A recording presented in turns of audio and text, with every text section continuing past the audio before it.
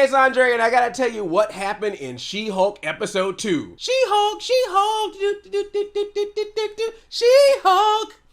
Anyone get that reference? Spoilers, if you haven't seen the episode, go watch it and then come back because I'm gonna talk all about it. So we last left off, She-Hulk saved the jury from the wrath of Titania, who happens to be referenced as a super influencer. So that's gonna be fun. Can't wait for that to hit too close to home. Of course, there's tons of news reports about her. One of the news reporters refers to her as She-Hulk. The name sticks, and now everyone's chanting, She-Hulk, She-Hulk. I love when Jim was like, why does my name gotta be that bad and a derivative of Hulk? And her friend Nikki is like, Hulk's a stupid name too. But everyone's cheering for She-Hulk in the bar. Everyone, of course, except for Vernon. I know his name is Dennis. I'm still gonna call him Vernon. He's all like, oh, of course you would show off your powers now to try to get some publicity for yourself. How did you get them? Yeah. Ooh, there's a hot lady over there. I'm gonna talk to it. That was his words, not mine. Nikki, her paralegal, is like, Jen, this is an awesome thing. You can now be a superhero. You can now be an Avenger. And Jen's like, nah.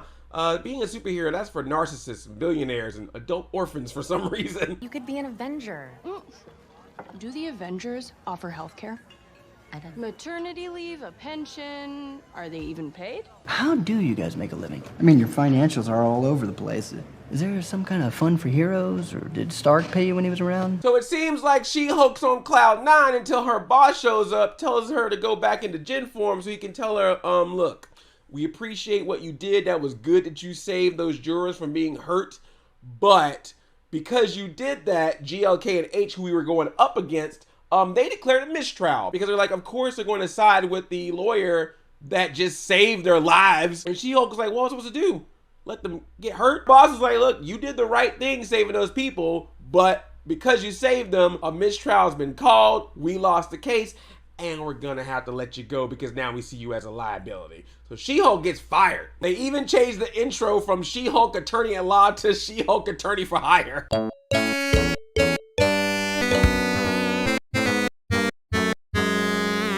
Not only does Jen get fired from her job, but no one else wants to hire her. They see her as too much of a spectacle or a liability or a sideshow, I think someone referred to it at one point. Bruce was like, hey, just calling to check in on you. Not gonna gloat or anything, but this is kind of what I told you in the first episode was gonna happen. So wait, so Jen thought that she was smart enough to know what was gonna happen with her life now being a She-Hulk, and Hulk tried to tell her that it was gonna be a little bit different, and she didn't want to believe it, but now she's actually going through an experience where she realizes that some of the things that Bruce said are actually true. You mean to tell me that instead of jumping to conclusions about an entire character's arc from one episode, I can actually keep watching the show and find out that that character might actually have gasp character development? What a concept. It's almost like it's a television show. So yeah, even though Jen can control her ways of being She-Hulk, she's now seeing that, yeah, not everyone's gonna be treating her the same. Some people think she's cool, some people think she's a problem, and right now, she's unemployed. To the point where she's even looking at a job as a Swiss Village mascot, just to see if she can get any kind of work. So in typical Marvel fashion, you have to do a freeze frame whenever you see a newspaper or website or anything like that. There's a Find Ant-Man button, a Norse mythology button, I guess that's in reference to Thor. There's an Avengers button, an Insanity button. I need to click that one. There's an advertisement for the Iron Man 3s, but these related articles are interesting. One of them says why there is a giant statue of a man sticking out of the ocean. That's probably in reference to the end scene in Eternals when the Celestial was like partly up from the ocean before they stopped it. And then it says man fights with metal claws in bar brawl. A man fights with metal claws in a bar brawl. Sneaked. Hold on now, let's not go there. Let's see what happens in the future, because you know we've been Ralph Bonered before. But when you're at your lowest point, where can you go to either get better or get even lower?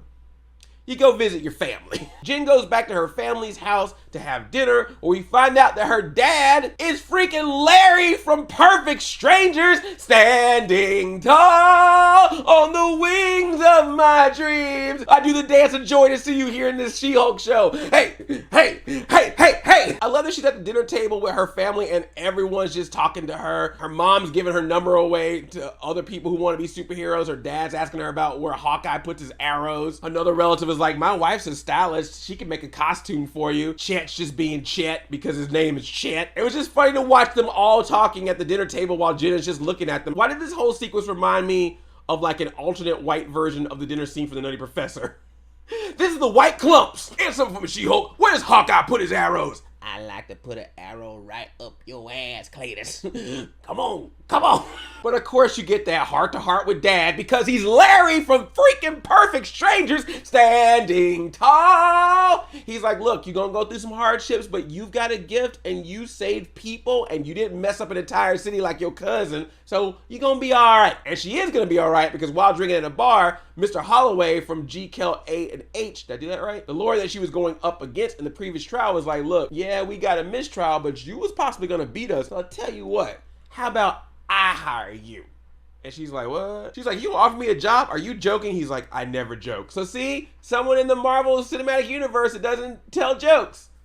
You happy now? I love that she's like, well, I'm only gonna take the job if I can choose my own paralegal so she can get Nikki on board too. And Miss Holloway's like, I don't care who your paralegal is. The next day, Jen goes to the job to GLK and H, finds out that she's being hired for their new Superhuman Law Division. They're the first law office to have this. But Miss Holloway's like, yeah, so this is the Superhuman Law Division and you're gonna be the head of it, so I'm gonna need you to be superhuman. If you're gonna work here, you gotta be She-Hulk at the office and you gotta be She-Hulk in the court. I'll spend the rest of the year worrying about what I just said.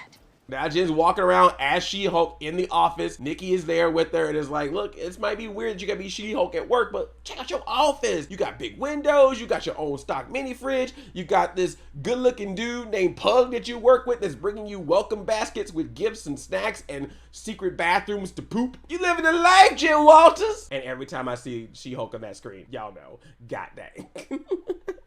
By the way, so is Nikki. I didn't give Nikki her props. Hold on, I'm gonna go off screen just for Nikki. This for you, Nikki. God dang! Paralegal! Para loveliness! Okay, not my best work, but Nikki, you fine. And look, I love the ladies, but hey, Pug, respect. You looking good too, my brother. I saw you walk in with that welcome basket and a smile. I was like, hey, Pug, go ahead, bro. He's like, hey, She-Hulk, how you doing? I'm your workmate. So she meets up with Mr. Holloway and he's like, I'm glad you're here. Here's your first case. I need you to take on the case of getting parole of Emilblonsky, aka the Abomination, aka the guy that tried to kill your cousin in the Incredible Hulk movie. She's like, nah, that's a conflict of interest. I don't think I can take that case. And Mr. Holloway was like, that's cool.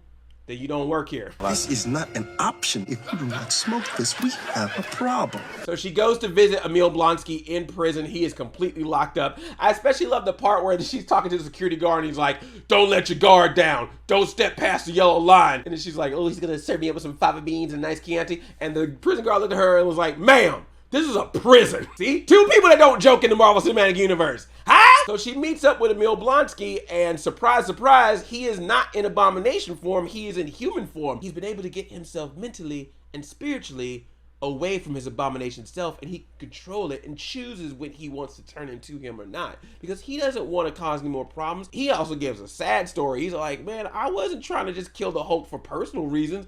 I was working for the government. They pumped me full of stuff.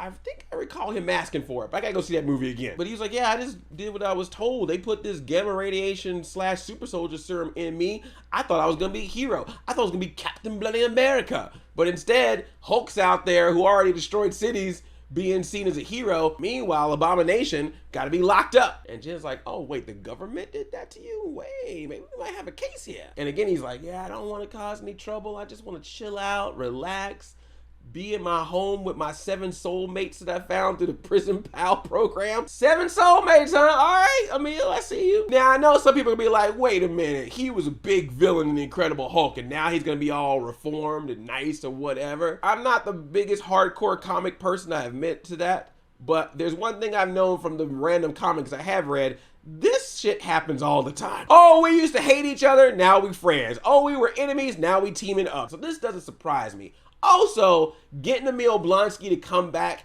as Abomination back into this universe, almost like they were trying to create some team up in some future movie with some other people, like say maybe a Black Widow, say maybe a Baron Zemo, say maybe a Julia Louis-Dreyfus. Put some bolts out there, you know, just release the thunder of thoughts, thunder thoughts. So Jen feels like she might have a case here. At the same time, she's like, but you the dude that tried to kill my cousin Bruce, I should probably at least call him to see how he feels about it. She really wants to take the job, and she's trying to convince Bruce the entire time on the phone that she should take the job, but Bruce is like, I hear you. I know you want to take this job, and it's okay. She's like, seriously? He's like, yeah. Emil wrote me a letter a long time ago. We patched it up. And it leads to one of the best meta jokes I have seen so far in this show. Hulk's like, yeah, that was in the past. I'm not even angry about that anymore. It was a long time ago. I was a different person back then. Literally. And then Jim looks at camera and goes, ha ha. That fight was so many years ago. I'm a completely different person now. Literally.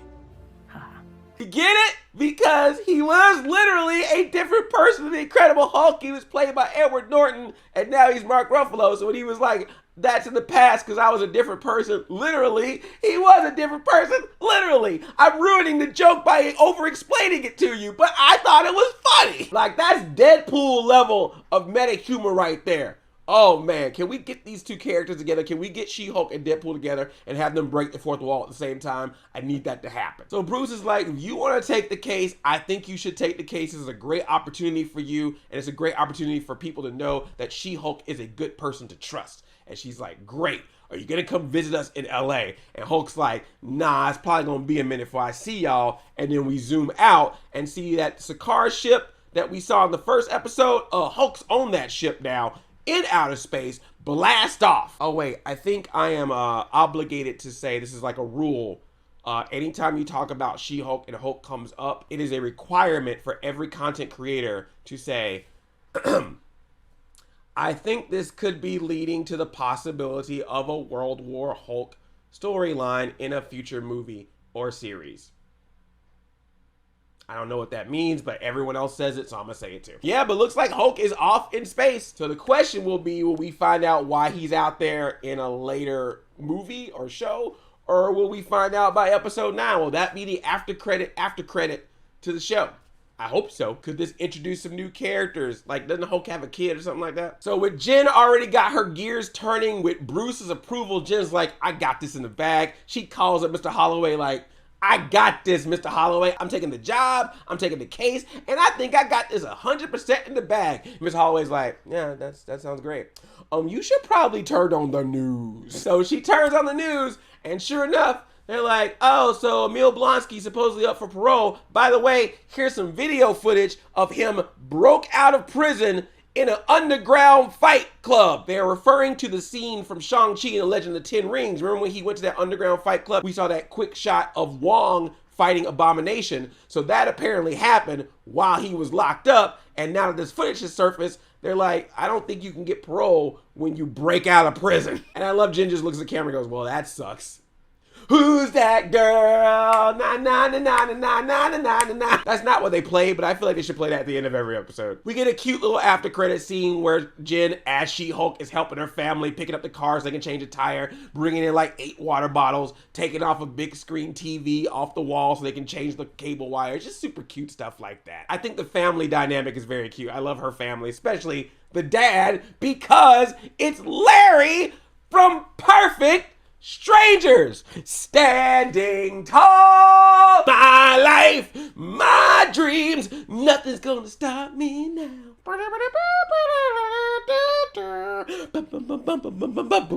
Let's get that reboot. Okay, brace yourselves. I'm gonna say something negative. So, I liked episode 1. I liked episode 2. But in my personal opinion, I think episode 1 and 2 should have been released at the same time. I feel like these 2 episodes together make for a stronger pilot for the show, because we literally get to see Jen go from her turning into She-Hulk, going through the case, revealing she's She-Hulk, losing her job, gaining the job that she's going to obviously have for the rest of the show, and setting up the first major case that she has to do, which is Emilblonsky, and the complications behind that. I feel like combined, that is like the pretty much entire crux of what we're going to expect for most of the rest of the show. Plus, you got basically the introduction of all the major and supporting characters in this. You got Jen's old job buddies, Jen's new job buddies, her friends, her family, Hulk, Abomination. They're all in these first 2 episodes. So really enjoying this series so far, but if I were part of the Disney Plus programming, I feel like these 2 episodes should have came out together. But if that's the worst thing I can say about this show, that's not a problem, because I'm having a great time with this show. The other thing I gotta say that I don't like about this episode, no Titania. Like, they show video footage of her at the beginning, but like, where's she at? I'm going to base how good an episode is on Titania amount of time. Titania time. Timetania.